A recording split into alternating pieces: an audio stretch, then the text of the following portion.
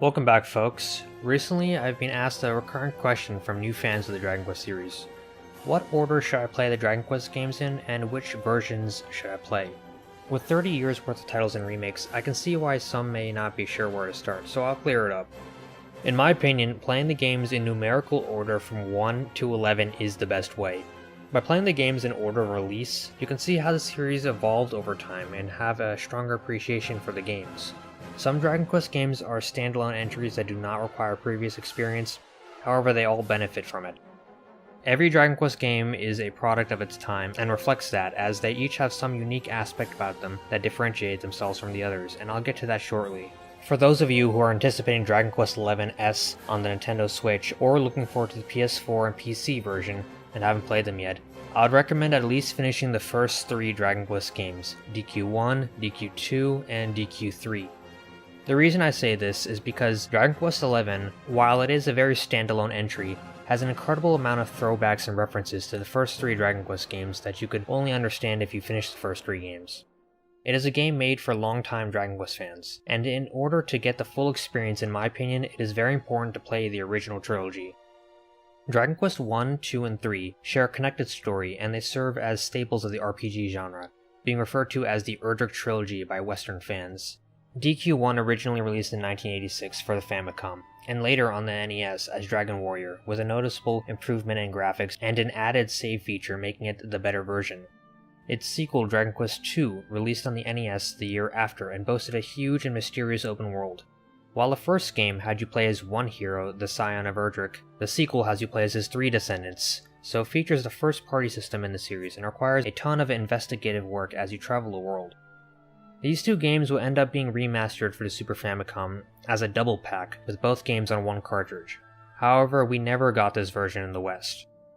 We eventually did get the Game Boy version, which included both games on a cartridge for the Nintendo Game Boy. This version of both games is nearly identical apart from a graphical overhaul and a more simplified interface. The original version of all the NES Dragon Warrior games had a menu system that required you to go into a small menu to perform specific actions, while the Game Boy version mapped everything to the A button, making it much more convenient. The only downside I would say the Game Boy version has is the script not being quite as good, with the old-style English dialogue being replaced by a more simplistic writing, and many names and spells are using the Japanese words, which makes some inconsistencies with the rest of the franchise. The only other version of the first 2 games that we've gotten in the West are the mobile ports of DQ1 and 2, which are once again remade, this time with a brand new script that retains the old English writing style. The first 2 games don't take that long to complete. I estimate Dragon Quest I taking about 10 hours, and Dragon Quest II taking about 20. Overall, the mobile ports on Android and iOS are a great and convenient way to play them, though all versions of 1 and 2 are nearly identical to one another. Dragon Quest III is the last game in the Erdrick Trilogy, and widely regarded as the best. It is here where the bulk of old school references in Dragon Quest 11.2, and this marks an important entry in the series, with a new party system featuring different jobs and custom characters making for a personal adventure. Dragon Quest III released on the NES and was later remade on the Super Famicom. We eventually got a Game Boy Color version of the game, based on the Super Famicom version with a simplified menu system, and it even added a bonus dungeon and new classes not in the original game. All remakes of Dragon Quest III add more to the game, so they are definitely a good way to play them, with the only downside being the simplified script in the Game Boy version. Dragon Quest III was recently brought over to mobile devices like its predecessors, and this time it utilizes the assets from the Super Famicom version we never got. It's a very good way to play the game. Although the mobile port lacks the monster medals and ice cave exclusive to the Game Boy Color version and has no moving enemy sprites like in the Super Famicom version, it does have a new script that is consistent with the current Dragon Quest games and is still a very good way to experience it. Dragon Quest IV, V, and VI have a loosely connected story and make up the Zenithian Trilogy. They have almost nothing to do with the Erdrick Trilogy and can be somewhat standalone. They each have a unique aspect to them, with Dragon Quest IV being about training a large cast of characters across several chapters, Dragon Quest V being much more story-oriented, and Dragon Quest VI introducing an innovative party system, giving it a lot of replay value. These differences give them all value, and make each one worth playing through, as they are all sizable RPGs. Dragon Quest IV originally came locally as Dragon Warrior 4 for the NES, and was later drastically remade on the PlayStation in Japan. We wouldn't get this remake until later on the Nintendo DS, which was graphically an improvement over the original. However, the localization team did not finish the companion dialogue. The Nintendo DS remake was later ported to mobile devices, this time with the companion dialogue completed, making the mobile version on iOS and Android the single best version to play. Luckily, Dragon Quest V and VI did not have this issue regarding the companion dialogue, and they were released in a complete state at the time. Dragon Quest V and VI were Super Famicom games that the West did not see for a long time due to NX of America having issues at the time. Dragon Quest V was later remade on the PS2 in Japan, and once again remade on the Nintendo DS, with this being the West's first chance to play it. Dragon Quest V is largely considered one of the best RPGs of all time, and the upcoming animated Dragon Quest film, Dragon Quest Your Story, is based on the events in this game. The DS remakes of 5 and 6 are identical to the mobile versions, so you could choose either version to get the full experience. The mobile ports have a very good control scheme for mobile devices, only requiring one hand to comfortably play, and they feature a simple menu system. They are a convenient way to play the games if you do not have a DS. Dragon Quest VII came out in North America late into the original PlayStation's lifetime, and was the first title the West received in nearly a decade. The original version, Dragon Warrior 7, boasts a massive script that was the biggest at its time, and is still a highly influential RPG. This version is only available on the PlayStation. However, we did get an enhanced remake on the 3DS years later, giving the game a new script, new 3D character models, putting enemies on the field that you can see, and trimming down the very long introduction. Other than that, the game is very close to the original. I think the 3DS version is a great way to play the game. However, the 2-hour intro section from the original included some very fun puzzles that I do miss. Overall, DQ7 is a very long game that can take over 100 hours to beat, so it is best played over the course of a long period of time. Dragon Quest VIII came out in 2005 in the West for the PlayStation 2, and the version we got had added features that were not present in the Japanese version. The English version of Dragon Quest VIII has full voice acting, as well as the orchestra version of the entire soundtrack, making it a very great way to experience Dragon Quest VIII. We will later get both a mobile port and a 3DS port of the game. The mobile port on iOS and Android leaves a bit to be desired. This version of the game retains the same graphics as the PS2 version, however shadows are no longer as prominent, voice acting has been completely removed, and the game is now using a MIDI soundtrack rather than the symphonic score we had before. The only positive I can find in the mobile port is the ability to make battles more automated in the menu. However, this version is not as nice as the original. If you don't have a PS2 or a 3DS, however, it still plays fine, and is a decent, although not definitive way to play the game. The 3DS port that came out much later has a lot of great things going for it.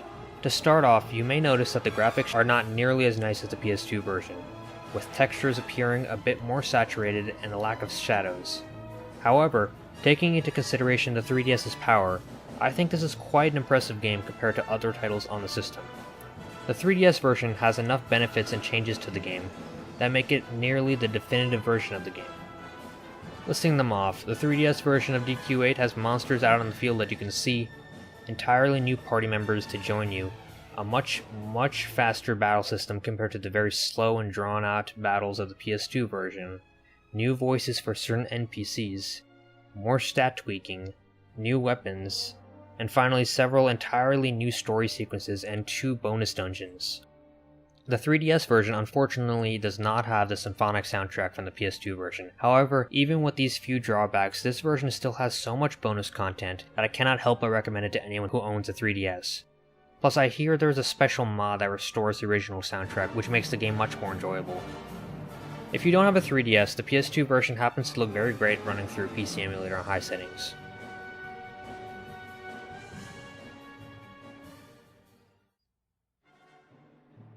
Dragon Quest IX. This is a very popular entry in the series that featured a handmade adventure similar to Dragon Quest III.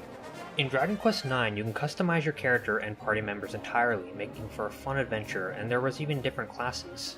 It was only ever released on the Nintendo DS. It has never gotten a remake or a re-release at the time of this video, so there isn't much to talk about in terms of choosing a version. The game was well known for its multiplayer and social elements.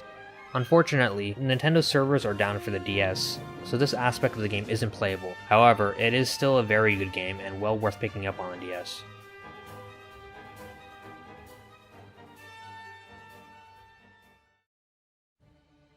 We never got Dragon Quest X. DQ10 is an MMO that launched on the Wii in 2012. Soon afterwards, later versions were brought over to the Wii U, PC, mobile devices, 3DS, PS4, and Nintendo Switch. It is currently very popular in Japan with many active players. At the moment, there is no English version of the game whatsoever. Recently, the IP ban for the game was lifted, so if you would like to play the game in Japanese, you can import it, but there is still a monthly subscription fee you have to pay. The all-in-one package of the game, featuring all 4 version updates, is available for Wii U, PS4, PC, and Nintendo Switch. Dragon Quest XI is the latest entry in the long-running series, nearly 30 years after the release of Dragon Quest I on the NES.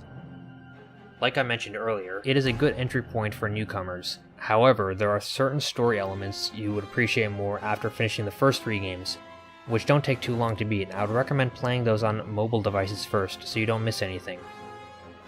Dragon Quest XI came out in Japan on the PS4 and 3DS simultaneously. The 2 versions follow the exact same story, however the 3DS version obviously has simplified graphics.